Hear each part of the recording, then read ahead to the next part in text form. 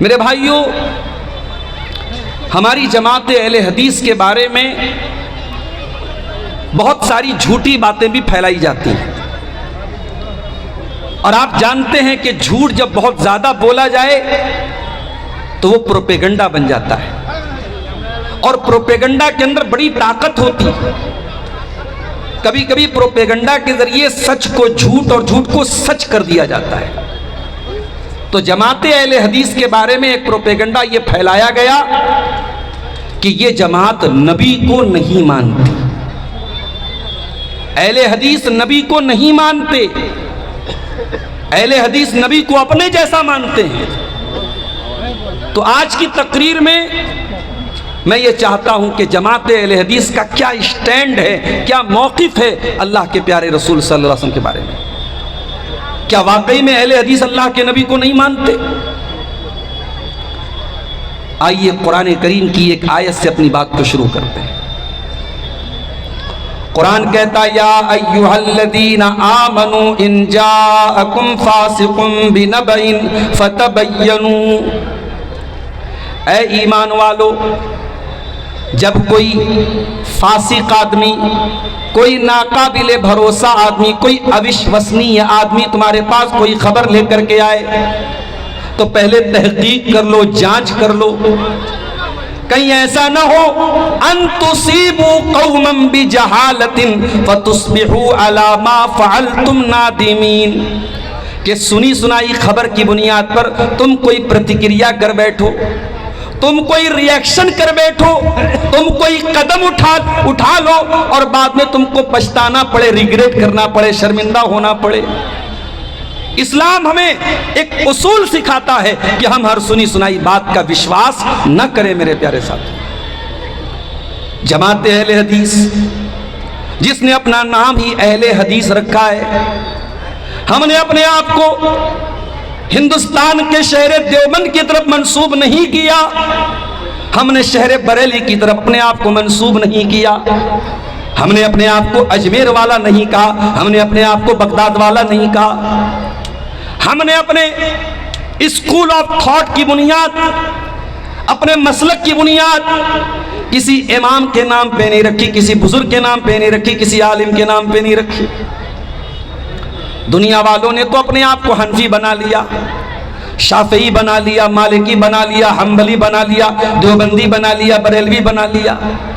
ہم نے تو نام بھی رکھا، ہم نے پہچان بھی بنائی، ہم نے آئیڈینٹیٹی بھی بنائی، تو اہل حدیث بنائی کہ ہم کون ہیں؟ قرآن و حدیث والے ہیں، یا تو رب کے قرآن پر چلنے والے یا جناب محمد رسول اللہ صلی اللہ علیہ وسلم کے فرمان پر چلنے والے ہیں۔ اور یہ بھی نوٹ کر لو میرے بھائیوں، آج اپنے آپ کو ایک آدمی حنفی کہتا ہے، اس سے پوچھو بھائی تم کس کی فقہ کو مانتے ہو؟ وہ کہے گا میں امام ابو حنیفہ کی فقہ کو مانتا ہوں۔ پھر اس سے پوچھو بھائی یہ بتا تیرا عقیدہ کیا ہے؟ وہ کہے گا میں عقیدے میں امام ابو الحسن اشعری کو مانتا ہوں، میں ماتوریدی کو مانتا ہوں، میں فلاں ہوں، میں فلاں ہوں۔ اور اب اہل حدیث سے پوچھو بھائی تیرا عقیدہ کیا ہے؟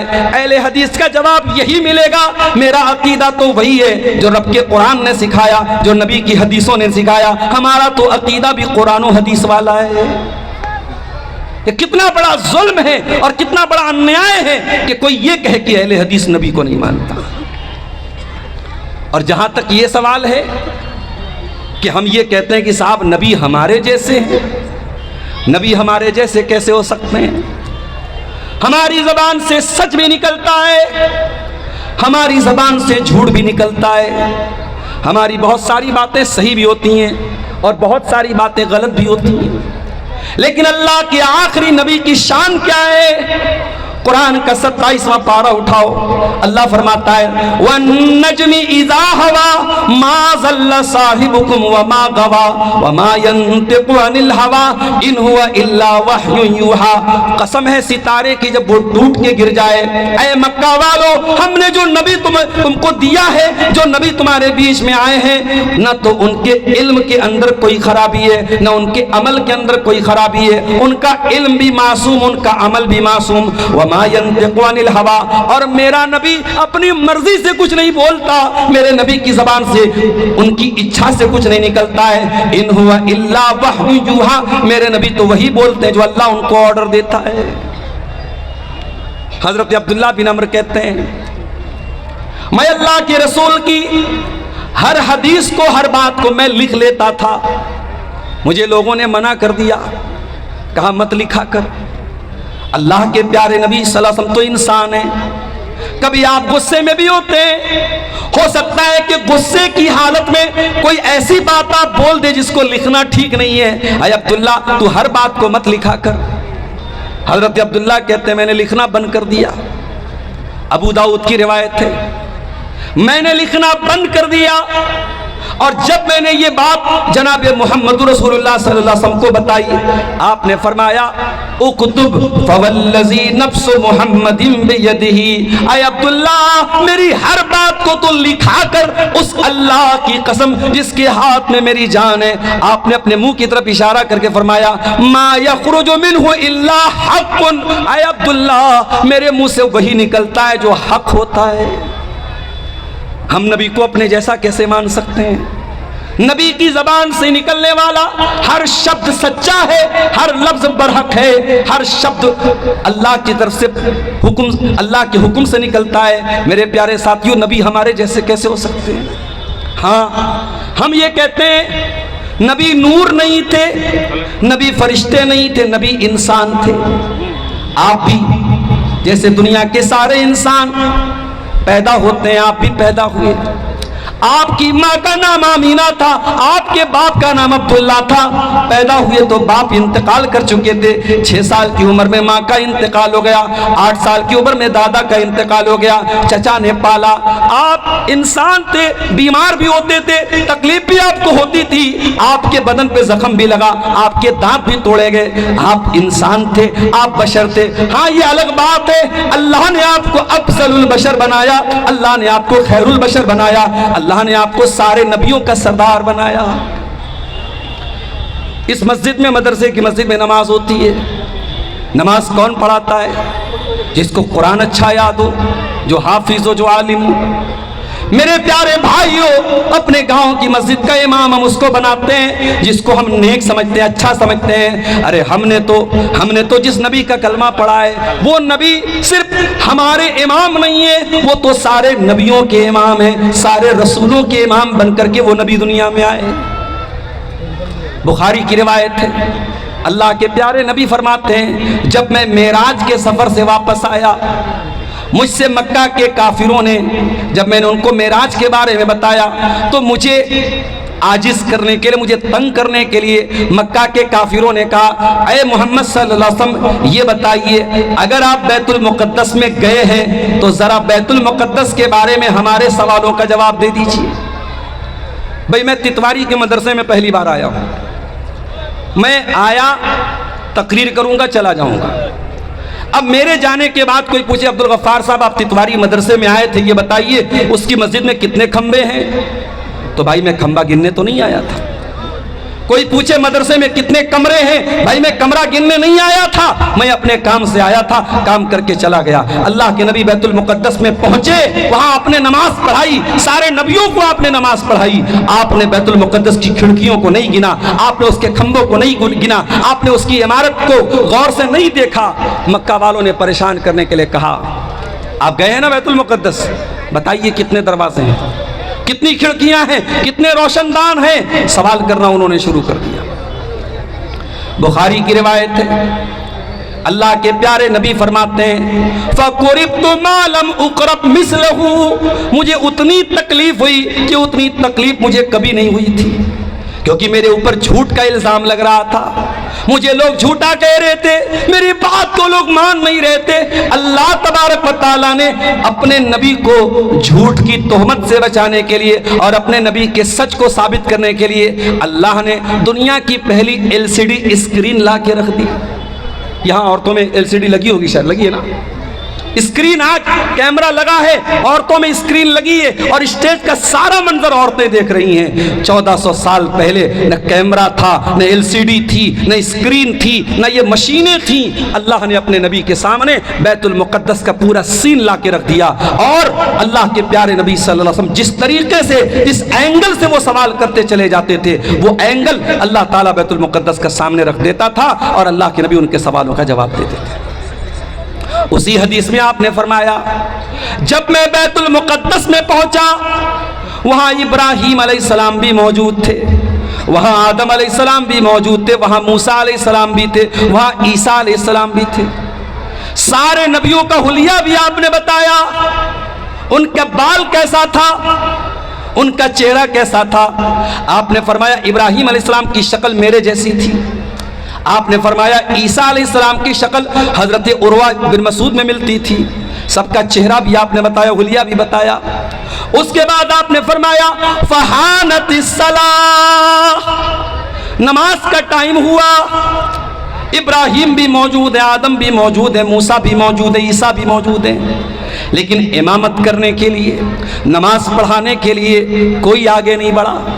سارے لوگوں نے مجھ کو امام بنایا، فَأَمَمْتُهُمْ، اور میں نے ان کی امامت کرائی، میں نے ان کو نماز پڑھائی۔ او لوگو، تم کہتے ہو کہ اہل حدیث نبی کو نہیں مانتا، ارے ہم تو نبی کو اپنا ہی نہیں سارے نبیوں کا امام مانتے ہیں، ہم سے بڑھ کے بھلا کون مانے گا؟ ہم نبی کو اللہ کی قسم اپنے جیسا نہیں مانتے، نہیں مان بھی نہیں سکتے۔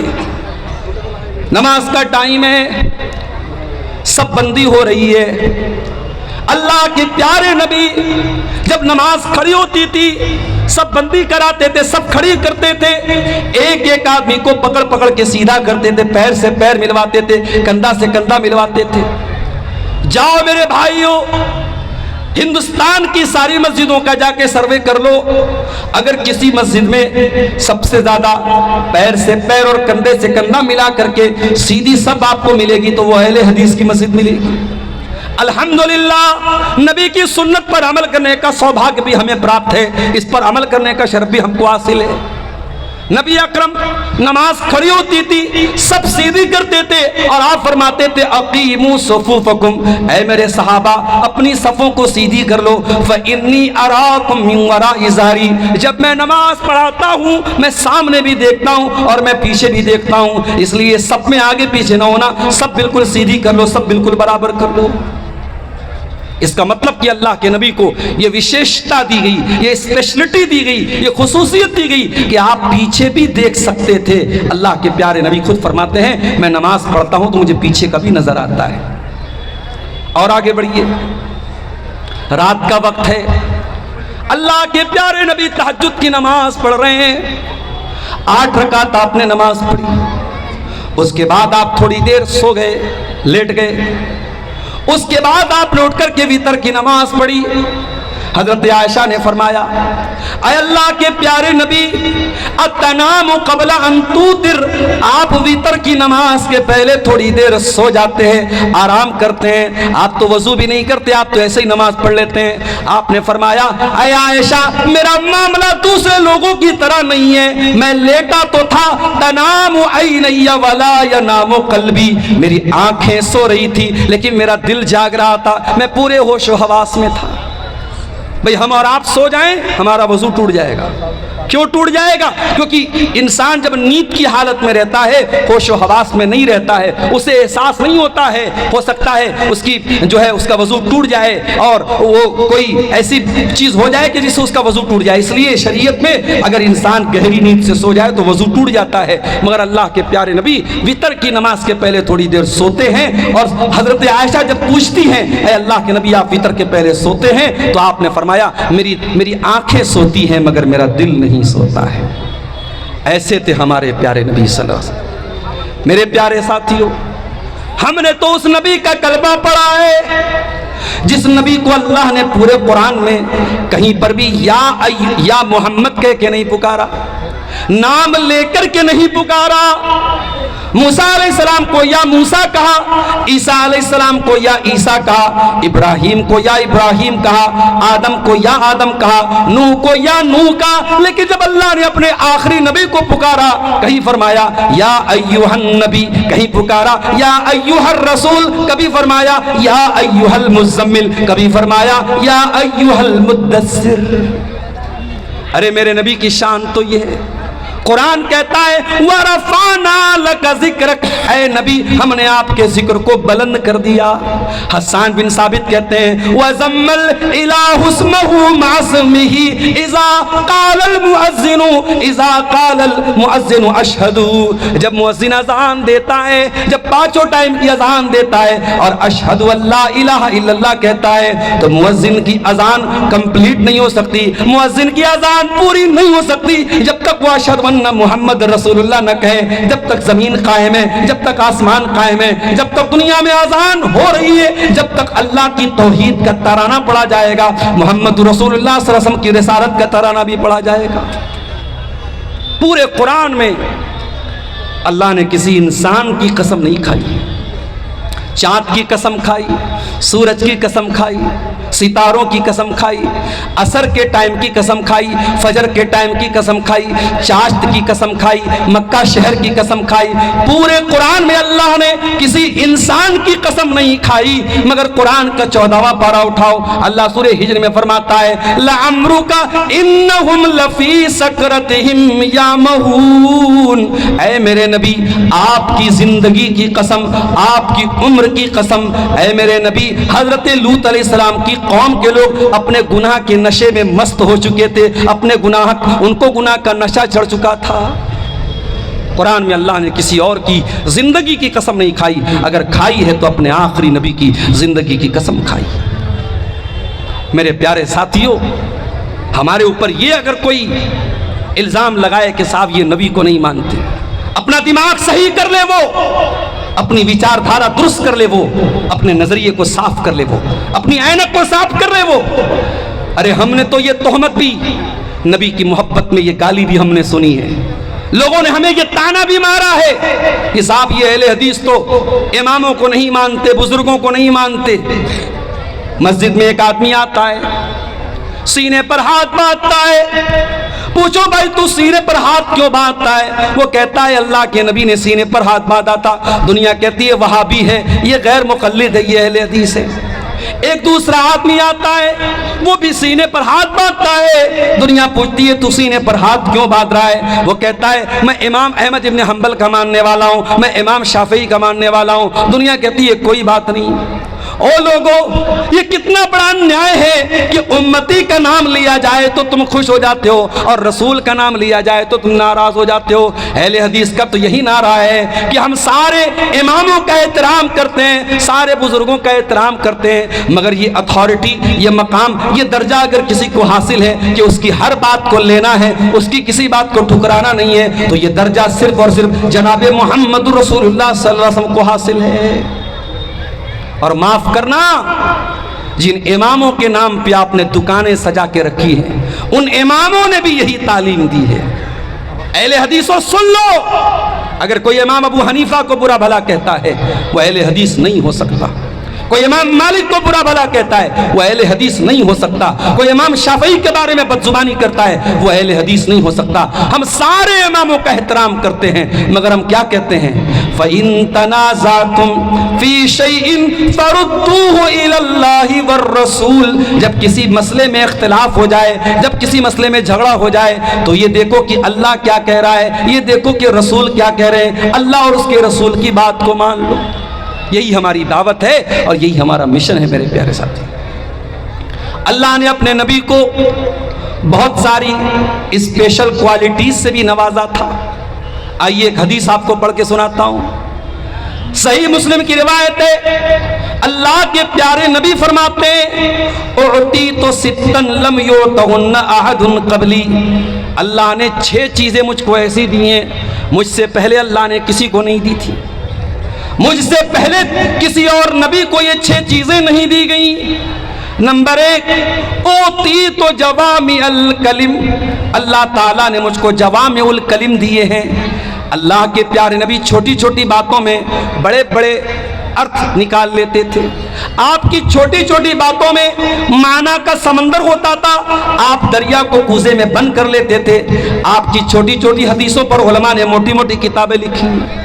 نبی کی بات میں بڑی گہرائی اور بڑا وزن ہوتا تھا. اللہ تعالیٰ نے یہ اسپیشل کوالٹی اپنے نبی کو دی تھی. اعطیت جوامع الکلم، اللہ نے مجھ کو جوامع الکلم دیا ہے. دوسری چیز وَنُصِرْتُ بِالرُّعْبِ مَسِيرَةَ شَهْرٍ، اللہ کے پیارے نبی فرماتے ہیں میرا دشمن 1 مہینے کی مسافت پر ہو، 1 مہینے کے ڈسٹنس پر ہو، تب بھی میرے دشمن کے دل میں میرا بھے ہوتا ہے، میرا ڈر ہوتا ہے، میرا روب و دبدبا ہوتا ہے. میرا دشمن میرا نام سن کے ڈرتا ہے. اے مسلمانوں، آج جس کا جی چاہتا ہے تمہیں گالی دے دیتا ہے، جس کا جی چاہتا ہے تمہارے بارے میں الٹی سیدھی باتیں بیان کر دیتا ہے. تمہارا روب و دبدبا آج دنیا کے اندر سے نکل چکا ہے. کاش کہ تم متحد ہو جاتے، کاش کہ تم یونائٹڈ ہو جاتے، کاش کہ تم اپنی حقیقت کو سمجھ لیتے، کاش کہ تم ایمان والے بن جاتے، تو آج دنیا میں تمہارا بھی کوئی وزن ہوتا، تمہاری بھی کوئی ویلیو ہوتی.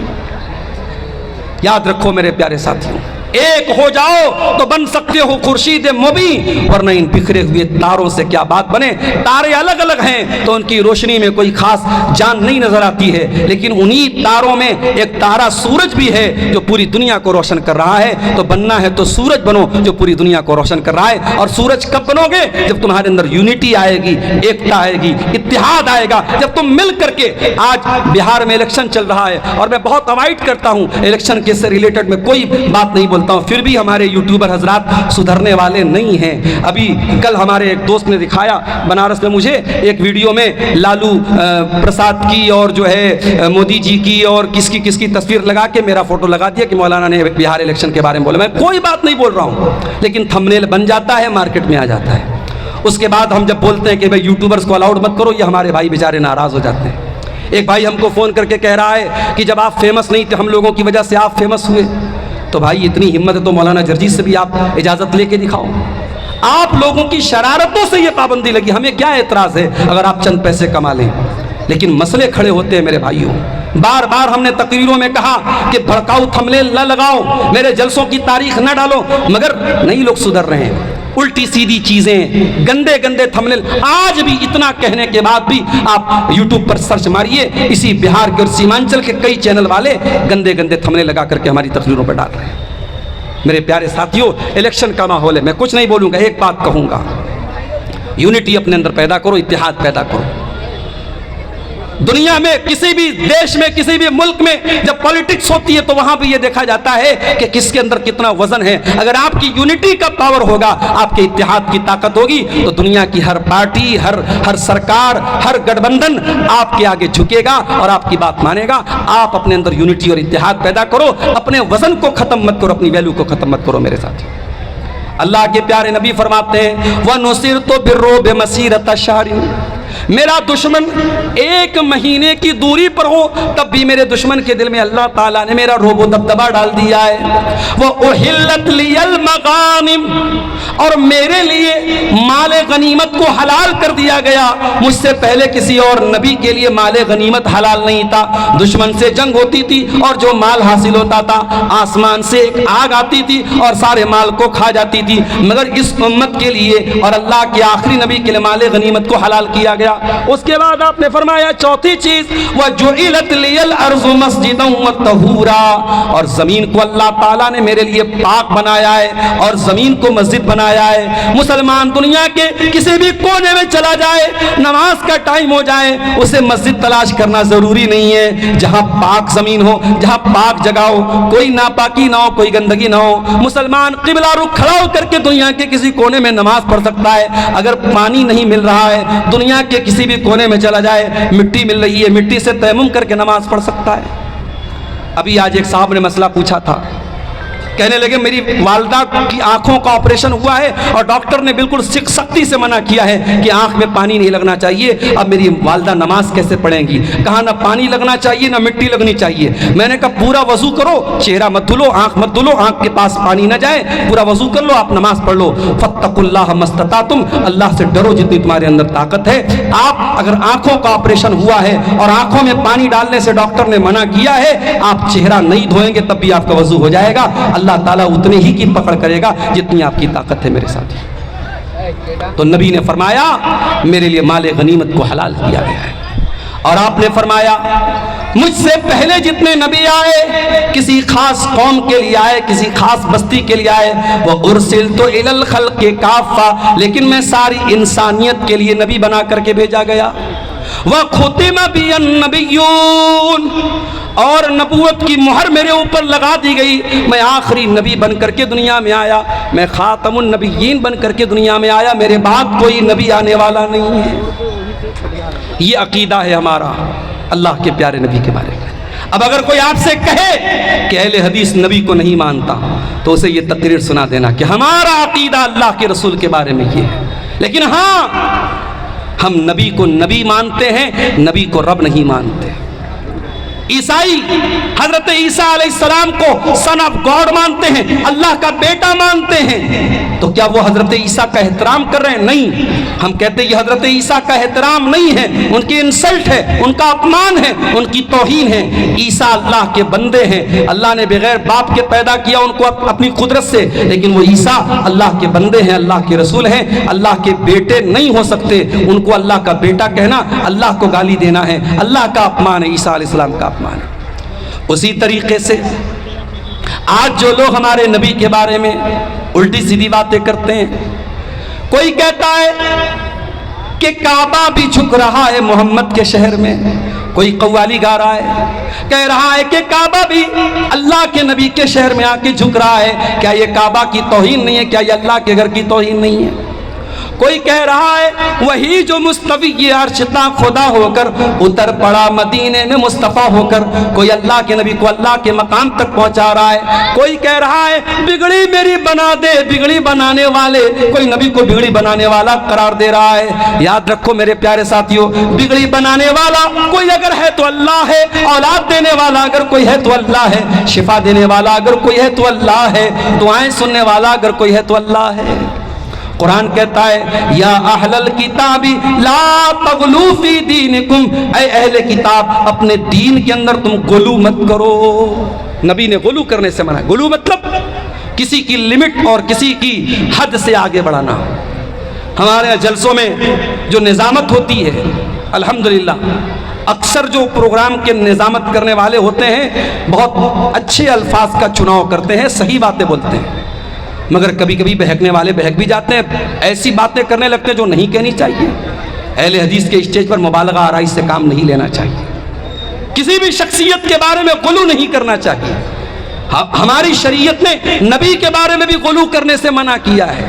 آئیے ایک حدیث آپ کو پڑھ کے سناتا ہوں۔ اللہ کے پیارے نبی ایک شادی میں گئے تھے، صحابیہ کا نام تھا معوذ بنت افرا، ان کی شادی تھی، اور شادی کے موقع پر اگلے دن اللہ کے پیارے نبی ان کے گھر گئے، اور وہاں چھوٹی چھوٹی بچیاں گیت گا رہی تھیں۔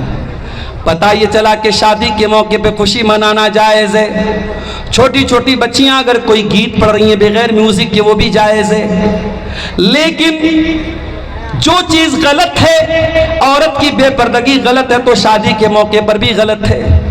غیر محرم کے سامنے لڑکیوں کا سج سنور کر کے آنا غلط ہے تو شادی کے موقع پر بھی غلط ہے۔ شادی کے موقع پر کوئی ناجائز کام جائز نہیں ہوتا، یاد رکھو۔ چھوٹی چھوٹی بچیاں گیت گا رہی تھیں، اور جنگ بدر میں ان کے باپ دادا جو شہید ہوئے تھے ان کا نام لے لے کے وہ گیت پڑھ رہی تھیں۔ اسی میں انہوں نے ایک لائن یہ پڑھی وَفِينَا نَبِيٌّ يَعْلَمُ مَا فِي غَدِي، ہمارے بیچ میں وہ نبی آئے جو آنے والے فیوچر کی بات جانتے ہیں، جو بھوشیہ کی بات جانتے ہیں، جو کل کی بات جانتے ہیں۔ جب اللہ کے نبی نے یہ لائن سنی آپ نے فرمایا دعی ھذا، اے بیٹا اے بچی یہ لائن غلط ہے، یہ لائن چھوڑ دے۔ وَقُولِي مَا تَقُولِينَ، پہلے جو لائن پڑھ رہی تھی وہ لائن تو اچھی تھی مگر یہ لائن گڑبڑ ہے۔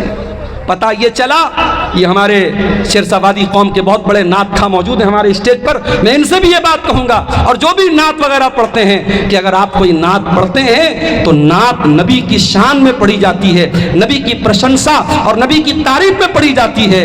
بہت یہ بال سے بھی باریک کام ہے، کسی عالم سے رائے مشورہ کرنے کے بعد نعت پڑھا کیجئے۔ کبھی کبھی نعت کی کوئی لائن ایسی ہوتی ہے جو غلط ہوتی ہے، ہمارے اہل حدیث کے عقیدے کے اعتبار سے، قرآن و حدیث کے عقیدے کے اعتبار سے غلط ہوتی ہے۔ ہمیں نبی کی نعت پڑھنے میں اور نبی کی شان بیان کرنے میں بھی ہمیں اس بات کا خیال رکھنا ہے۔ اللہ کے پیارے نبی فرماتے ہیں لا تطرونی کما اطرت النصارى عیسی ابن مریم، ہے لوگوں مجھے اتنا نہ بڑھانا جتنا عیسائیوں نے عیسیٰ بن مریم کو بڑھایا تھا۔ انما انا عبد، میں تو اللہ کا بندہ ہوں، فقولوا عبد اللہ ورسولہ، مجھے اللہ کا بندہ ہی کہنا، مجھے اللہ کا رسول ہی کہنا، میری شان سے مجھ کو آگے نہ بڑھانا۔ نبی کی شان، آؤ ہم سے پوچھو، آؤ اہل حدیثوں سے پوچھو نبی کی شان کیا ہوتی ہے۔ تم نے جب بھی بیان کیا نبی کا چہرہ بیان کیا، تم نے جب بھی بیان کیا نبی کے لباس بیان کیا، تم نے جب بھی بیان کیا نبی کی خوبصورتی بیان کی، اور ہم نے جب بیان کیا تو نبی کی نماز بھی بیان کی، ہم نے نبی کا حج بھی بیان کیا، ہم نے نبی کا طریقہ بھی بیان کیا۔ میرے پیارے ساتھیوں، نبی کی صورت بھی بے مثال تھی اور نبی کی سیرت بھی بے مثال تھی۔ یہ شامیانہ لگا ہے، اس کی وجہ سے گرمی بہت ہو رہی ہے۔ یہ اکتوبر کا لاسٹ چل رہا ہے، گرمی کا یہ عالم ہے۔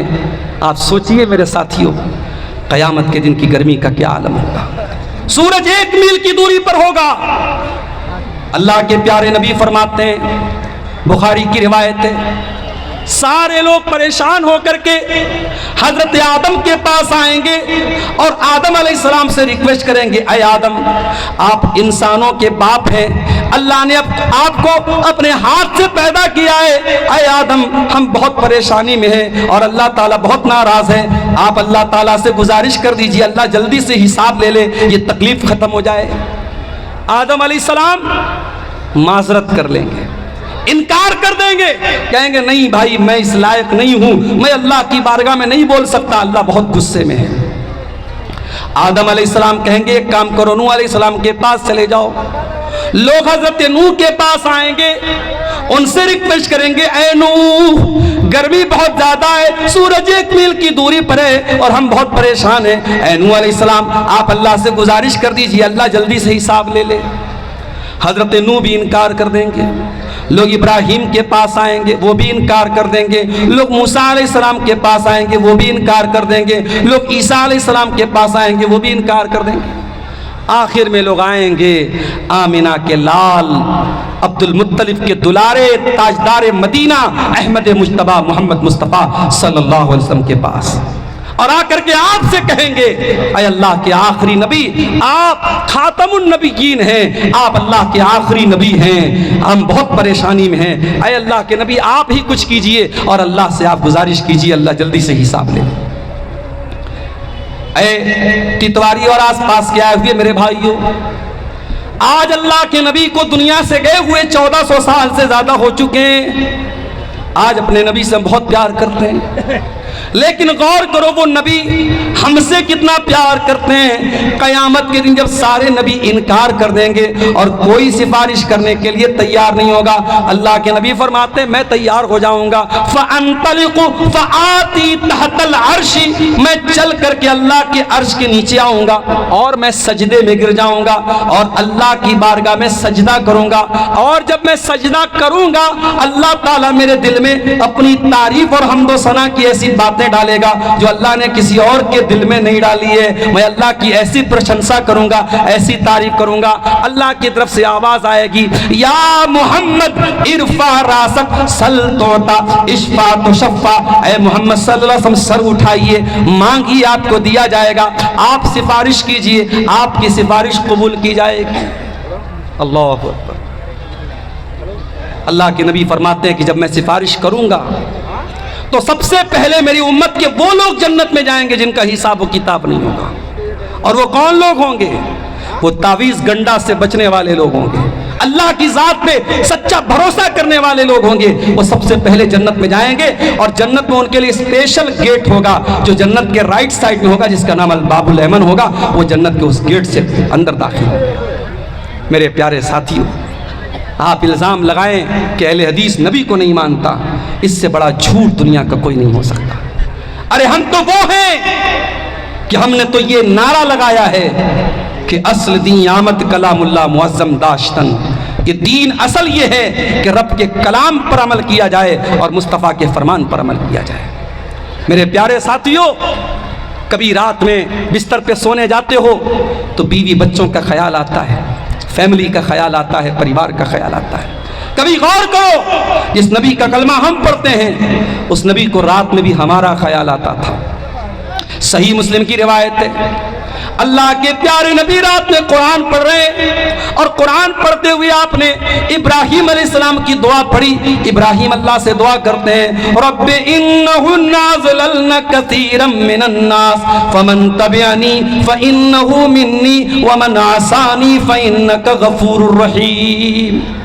ابراہیم علیہ السلام دعا کر رہے ہیں، اے اللہ جو میری پیروی کرے گا وہ میرا امتی ہے، اور جو میری نافرمانی کرے گا تو غفور الرحیم ہے، تو معاف کر دینا۔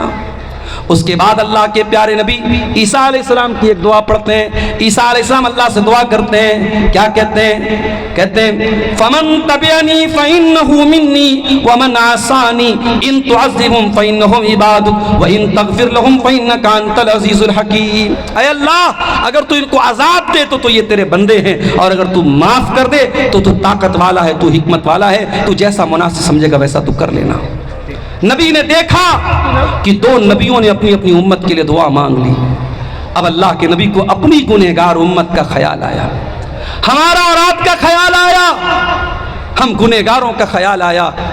رات کا سناٹا تھا، وہ نبی رات کے سناٹے میں آنسو بہا کے اللہ کے سامنے رونے لگتے۔ وہ نبی رو رہے ہیں، اے اللہ میری امت کا کیا ہوگا؟ اللہ نے فرشتے کو بھیجا، جبریل علیہ السلام کو بھیجا، جاؤ پوچھو میرے نبی سے کیوں رو رہے ہو۔ فرشتہ آ کر کے پوچھتا ہے کیا بات ہے، کیوں رو رہے ہیں؟ اللہ کے پیارے نبی فرماتے ہیں کہ میں اپنی امت کے لیے رو رہا ہوں۔ اللہ کے پیارے نبی کہتے ہیں میں اپنی امت کے لیے آنسو بہا رہا ہوں۔ اللہ کی طرف سے جواب آتا ہے اِنَّا سَنُرْضِيكَ فِي أُمَّتِكَ وَلَا نَسُوءُكَ، اے میرے نبی ہم آپ کی امت کے بارے میں آپ کو خوش کر دیں گے، آپ کو پریشان ہونے کی حاجت نہیں ہے۔ کوئی اعلان کرنا ہے؟ میرے بھائیوں، وہ نبی رات کے سناٹے میں ہمارے لیے آنسو بہاتے تھے۔ شاعر کہتا ہے سلام اس پر جو امت کے لیے راتوں کو روتا تھا، سلام اس پر جو فرش خاک پر جاڑے میں سوتا تھا، سلام اس پر کہ جس کے گھر میں چاندی تھی نہ سونا تھا، سلام اس پر کہ ٹوٹا بوریا جس کا بچھونا تھا۔ آج اس نبی کے نام پہ کوئی بینر نکال کے چل رہا ہے، کوئی نعرے لگا رہا ہے، کوئی جلوس نکال رہا ہے، کوئی ڈی جے بجا رہا ہے، کوئی ناچ رہا ہے، کوئی گا رہا ہے۔ ایک سال کلیا چک میں میرا پروگرام تھا، 12 ربیع الاول کی تاریخ تھی۔ مجھے کٹیہار سے کلیا چک جانا تھا بائی روڈ، میں کار سے جا رہا تھا، پوری سڑک جام تھی، اور جام کرنے والے کون تھے؟ مصطفیٰ کے چاہنے والے، نبی کے چاہنے والے۔ میں نے دیکھا لوگ بڑے بڑے ڈی جے بجا کر کے جھنڈے لہرا لہرا کے نبی کی شان بیان کر رہے ہیں، جوان جوان لڑکیاں بھی ساتھ میں چل رہی ہیں۔ یہ کیسی محبت ہے میرے بھائیوں؟ یہ محبت صحابہ نے تو نہیں جتائی، یہ محبت اس امت کے سب سے بہترین لوگوں نے تو نہیں جتائی۔ یاد رکھو میرے بھائیوں، اسی لیے اہل حدیث بدعت کا سب سے بڑا دشمن ہے۔ جو نبی سے محبت کرے گا وہ بدعت سے کبھی دوستی نہیں کر سکتا، وہ بدعت کا دشمن رہے گا۔ اسی لیے ہم اپنے ہر خطبے میں کیا کہتے ہیں؟ وَشَرَّ الْأُمُورِ مُحْدَثَاتُهَا وَكُلُّ مُحْدَثَةٍ بِدْعَةٌ وَكُلُّ بِدْعَةٍ ضَلَالَةٌ وَكُلُّ ضَلَالَةٍ فِي النَّارِ۔ دین میں جو نیا نکالا گیا کام ہے وہ بدعت ہے، اور بدعت گمراہی، اور گمراہی جہنم میں لے کے جاتی ہے۔ ہمارا سمپل سا پرشن ہے، سوال ہے کہ بھائی ٹھیک ہے 11ویں منا رہے ہو، اچھا کام ہے، نبی نے کیوں نہیں منائی، صحابہ نے کیوں نہیں منائی؟ عید میلاد النبی منا رہے، بہت اچھا کام ہے، چلو مان لیتے ہیں، نبی کے صحابہ نے کیوں نہیں منایا؟ کیا ان سے بڑھ کے تم نبی کے چاہنے والے بن گئے؟ اور یاد رکھو میرے بھائی، دنیا میں نبی کا نام لے کے کوئی انگوٹھا چوم لے، کوئی اپنے بائک پر الصلاۃ والسلام علیکہ یا رسول اللہ کا جھنڈا لگا لے، کوئی اپنے مکان پر کوئی بڑا سا جھنڈا لگا لے، اس سے نبی کی محبت ثابت نہیں ہوتی ہے۔ نبی کی محبت ثابت ہوتی ہے نبی کی سنت پر عمل کرنے سے، نبی کی پیروی کرنے سے۔ اب بدعتی کا انجام کیا ہوگا؟ آئیے بہت پیاری حدیث آپ کو سنانے جا رہا ہوں، میری مائیں بہنیں غور سے سنیں۔ اچھا، تتواری مدرسے میں لڑکیوں کا بھی انتظام ہے؟ لڑکیاں بھی پڑھتی ہیں؟ نہیں، لڑکوں کا ہے۔ آج ہماری مائیں بہنیں جو سن رہی ہیں جلسے میں آئی ہیں، ضرور آئی ہوں گی، میں جو حدیث سنانے جا رہا ہوں بہت غور سے سنیے گا، ماں بہنوں کی توجہ چاہتا ہوں۔ اور اب میرا وقت تقریباً ختم ہونے والا ہے، زیادہ آپ کے سامنے بولنا نہیں ہے۔ اللہ کے نبی کی بہت ہی محبوب بیوی اور ہم سب کی پیاری ماں حضرت ام سلمہ کہتی ہیں، بڑے غور سے سنیے گا، مسند احمد کی صحیح روایت ہے۔ ام سلمہ کہتی ہیں کہ اللہ کے نبی کے حوض کوثر کے بارے میں سب کو حدیثیں پتہ تھی، مجھ کو ڈائریکٹ کوئی حدیث سننے کا موقع نہیں ملا تھا۔ مجھے بڑا افسوس ہوتا تھا کہ میں ابھی تک حوض کوثر کے بارے میں اللہ کے رسول سے میں نے کوئی حدیث نہیں سنی ہے۔ پتہ یہ چلا کہ نبی کے دور کی عورتیں اتنی سمجھدار ہوتی تھیں، ایک ایک چیز پر ان کی نظر ہوتی تھی، اور نبی سے کوئی بات اگر وہ نہیں سنتی تھی تو ملال ہوتا تھا، افسوس ہوتا تھا۔ آج آپ کے سیمانچل میں بہت ساری اہل حدیث مسجدیں جہاں جمعہ کا خطبہ ہوتا ہے، جمعہ کی نماز ہوتی ہے، مگر لیڈیز کا انتظام نہیں ہے۔ معاف کیجئے گا، یہ بہت بڑی کمی ہے اور اس کمی کو دور کیجئے۔ ہر وہ مسجد جہاں جمعہ کا خطبہ ہو رہا ہے وہاں لیڈیز کا مکمل انتظام ہونا چاہیے، جہاں لیڈیز آئیں پردے کے ساتھ، نماز پڑھیں، جمعہ کا خطبہ سنیں اور اپنے گھر چلی جائیں۔ مجھے یاد ہے جھارکھنڈ میں ایک علاقے میں گیا اور وہاں بہت بڑی مسجد تھی، اور میں نے جب ان لوگوں سے ریکویسٹ کی کہ اتنی بڑی مسجد آپ نے بنائی ہے، خواتین کا انتظام بھی کیجئے۔ اگلے سال جب میں وہاں گیا تو اسی مسجد میں انہوں نے پارٹیشن کر کے لیڈیز کا بھی انتظام کیا تھا۔ آپ کے کٹیہار میں، پورنیہ میں، کشن گنج میں، ارریہ میں جو آپ کی اہل حدیث مسجدیں ہیں، بڑے درد کے ساتھ کہتا ہوں میرے بھائیوں، آج اکثر مسجدوں میں لیڈیز کا انتظام نہیں ہے۔ آپ معاف کیجئے، سال میں تقریر کراتے ہیں آپ، عورتیں جلسے میں آتی ہیں لیکن تقریر کم سنتی ہیں اور مارکیٹ زیادہ کرتی ہیں، شاپنگ زیادہ کرتی ہیں، گھومتی پھرتی زیادہ ہیں، لیکن آپ جب جمعہ کے خطبے میں لیڈیز کا انتظام کریں گے، وہاں خاموشی کے ساتھ بیٹھ کے آدھا گھنٹہ وہ تقریر سنیں گی، اور یہ 52 بار سال میں یہ کام ہوگا۔ تو 52 بار جب وہ جمعہ کا خطبہ سنیں گی، ان کی دین کی معلومات بہت مضبوط ہوگی، ان کا ایمان مضبوط ہوگا، اور ان کے اندر سے جہالت دور ہوگی، ان کے اندر سے جو کم علمی اور اگیانتا ہے وہ دور ہو جائے گی۔ ام سلمہ کہتی ہے کہ مجھے بڑا افسوس تھا کہ نبی کے حوض کوثر کے بارے میں مجھے آج تک کوئی حدیث سننے کا موقع نہیں ملا۔ کہتی ہیں ایک لڑکی مجھے کنگھی کر رہی تھی، میرے بالوں کو سنوار رہی تھی، اتنے میں مسجد کے اندر سے آواز آئی، اللہ کے نبی لوگوں سے کہہ رہے تھے ایھا الناس، اے لوگو۔ ام سلمہ کہتی ہیں میں فوراً اپنی نوکرانی سے، لونڈی سے میں نے کہا تو دور ہٹ جا، میں جا رہی ہوں اللہ کے نبی کی بات سننے۔ وہ نوکرانی بولی کہ کیا آپ نے اللہ کے نبی کا شبد نہیں سنا؟ نبی نے آپ کو نہیں بلایا، نبی نے ایھا الناس کہا، مردوں کو بلایا، عورتوں کو نہیں بلایا ہے۔ کیا جواب دیا حضرت ام سلمہ نے؟ کہا کہ تجھے کیا معلوم؟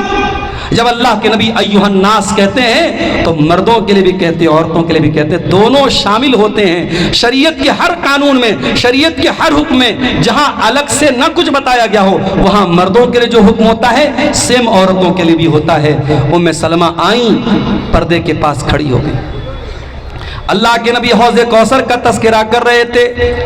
آپ نے فرمایا انی فرضتکم علی الحوض، قیامت کے دن ایک حوض ہوگا، حوض مینس ایک تالاب ہوگا، ایک تالاب جیسی چیز ہوگی جس کا پانی بہت میٹھا ہوگا، اس کا نام حوض کوثر ہوگا، اور اللہ کے پیارے نبی سب سے پہلے اس حوض پر پہنچ جائیں گے اور اپنی امت کے لوگوں کو اس حوض کا پانی پلائیں گے، وہ کوثر کا پانی پلائیں گے۔ آپ فرماتے جب میں حوض کوثر پر پہنچوں گا تو کچھ لوگوں کو وہاں سے ہٹا دیا جائے گا، چھانٹ دیا جائے گا، بھگا دیا جائے گا۔ میں کہوں گا ان کو کیوں بھگا رہے ہو، یہ تو میری امت کے لوگ ہیں، میرا کلمہ پڑھنے والے لوگ ہیں۔ فرشتے کہیں گے انک لا تدری ما احدثوا بعدک، اے اللہ کے نبی آپ نہیں جانتے یہ بدعتی لوگ ہیں، یہ دین میں نیا نیا کام نکالنے والے لوگ ہیں، انہوں نے دین کے اندر کون کون سا نیا نیا کام نکالا آپ بھی نہیں جانتے۔ جب نبی کو یہ پتا چلے گا یہ بدعتی لوگ ہیں، اللہ کے نبی کا چہرہ غصے سے لال ہو جائے گا اور آپ فرمائیں گے سحقن سحقن لمن غیر بعدی، ان کو گھسیٹ کے یہاں سے لے کے جاؤ، انہوں نے میرے دین کو بدل ڈالا، میری شریعت کو بدل ڈالا۔ الحمدللہ اہل حدیث بدعات کا دشمن ہے، ہم بدعات کے دشمن ہیں۔ اور ابھی آپ دیکھیے میرے گھر میں میت ہوئی ہے، میرے بڑے والد کا انتقال ہوا ہے، ہمارے تیسرے دن کوئی تیجا نہیں ہوتا ہے۔ اسی بنارس میں ہمارے نانا کا انتقال ہوا، آج انتقال ہوا ہے، اگلے دن رات میں جب میں نانی کے یہاں پہنچا، نانا کے گھر پہنچا تو دیکھا کہ صاحب بریانی کا مسالہ تیار ہو رہا ہے اور پیاز کو کترا جا رہا ہے اور چاول کو دھویا جا رہا ہے۔ میں نے کہا کیا ہو رہا ہے بھائی؟ تو کہا کہ کل تیجا ہے اور تیجا کے دن بریانی بنے گی۔ سوچو کتنا بڑا یہ مصیبت ہے، جس انسان کے گھر میں میت ہوئی ہے اس بیچارے کو تیسرے دن پورے خاندان کو بیٹھ کے کھانا کھلانا پڑتا ہے۔ یہ تیجا، یہ 10واں، یہ 40واں، یہ برسی، یہ تمام بدعات اور خرافات ہیں، اور اہل حدیث ان تمام بدعات سے دور ہے اور انشاءاللہ دور رہے گا۔ اور اس طریقے سے جس طریقے سے ہم میت میں بدعات سے دور ہیں، میری گزارش ہے آپ سے کہ شادی بیاہ میں بھی آپ بدعات سے دور رہیے۔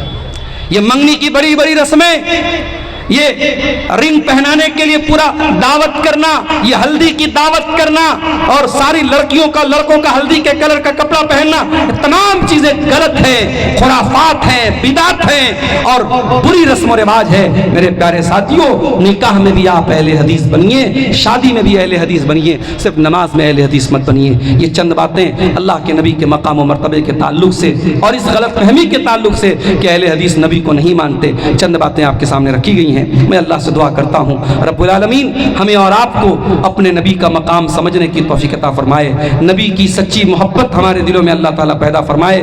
جو اس موضوع کے تعلق سے جو ہمارے بھائیوں کے دل اور دماغ میں غلط فہمی ہے اللہ تعالیٰ اس کو دور فرمائے۔